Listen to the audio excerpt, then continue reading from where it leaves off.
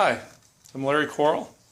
I've been flying my Polini Thor 130. I've got 165 hours on it, and I'm still using the original flash starter. I'm hoping to give some tips to the guys that have this motor and the flash starter, how to keep that flash starter in shape. I haven't had to replace it, and apparently that's the Achilles heel of this particular motor. Part of what they've been saying is they think that the pawls wear down because of all the vibration in the motor. So I'm going to show you what I have on my motor and my PPG to cut down on vibration, and also how I keep the flash starter clean, and also how I try to start it on the first pull. So here's the motor here, 165 hours.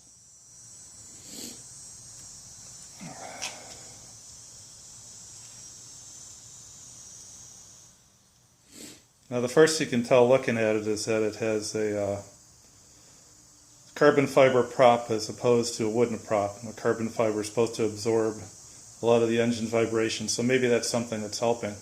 What you can also tell is I also have these polyurethane rubber Catella motor mounts. Those do a great job of absorbing vibration as well. So maybe those are some of the things that are actually helping out, just having those few things on the motor. Now, one thing I like to do, look at the flash starter here, you can see it. When you travel around with the motor, you're picking up a lot of dirt off the road. So what I do, I take a little silicone oil, this little guy here, a little WD-40 silicone.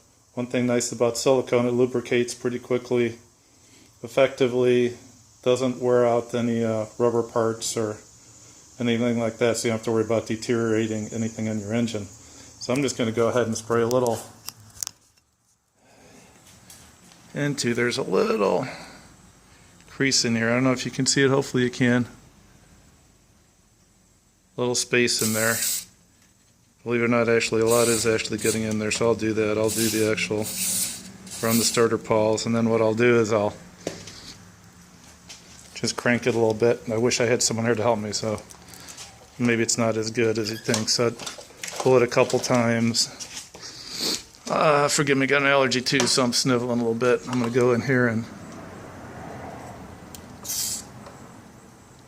going to go back and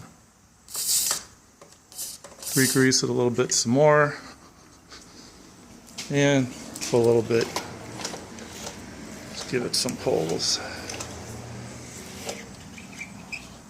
Pulls a lot easier now. Hopefully you can see it. Obviously it drips a little oil when you do that, little silicone oil, so put a rag down here, kind of catch the excess. And next what I'm going to do, by the way, the propeller, when you're flying you're picking up bugs and stuff, and believe it or not, the little bug residue does build up and start to put your propeller out of balance. So what I do, keep a little bottle of stuff here just to spray on and wipe off the bug juice.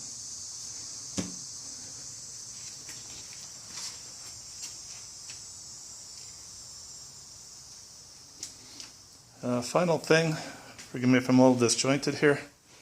What I'm going to do, I have to lay the phone down so I can't show you, but you can see that if I hit the primer bulb, it's going to bring the fuel all the way up to the very top of the carb. Once it gets to the top, I'll hold it there and then squeeze gently to get just a little bit of gas in there to help it start easier. One thing you want to do when you're doing this is to tilt the motor sideways. Tilt it the direction of the airbox, because if you tilt it that way, if you get any excess, it's not going to flood your carb. So I'm sorry, I'm going to have to put the phone down, but I'm actually going to do just that and see if I can get this thing started. The first pull, which also keeps down on the wear and tear. So forgive me, but here we go.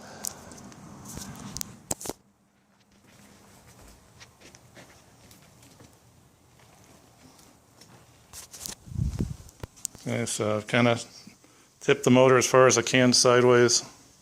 Probably don't get a good view of that, but I am tipping it pretty far sideways so the fuel does not come up the carb.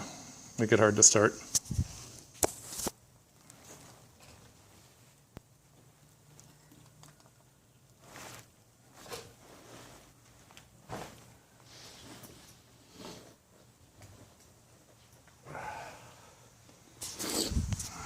Okay, I've done that. I'm going to try to give it one pull start. Like I said, I can't. I don't know if I can. I don't want to try to hold this in my hand and lose a finger or something, but I'm going to.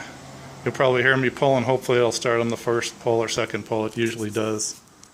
It'll help. So 1 second. I'll see what we can do here.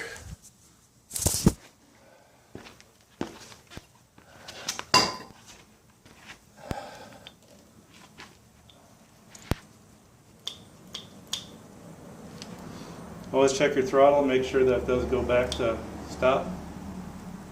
Hold it in your hand. One pull easy, and next pull should start it.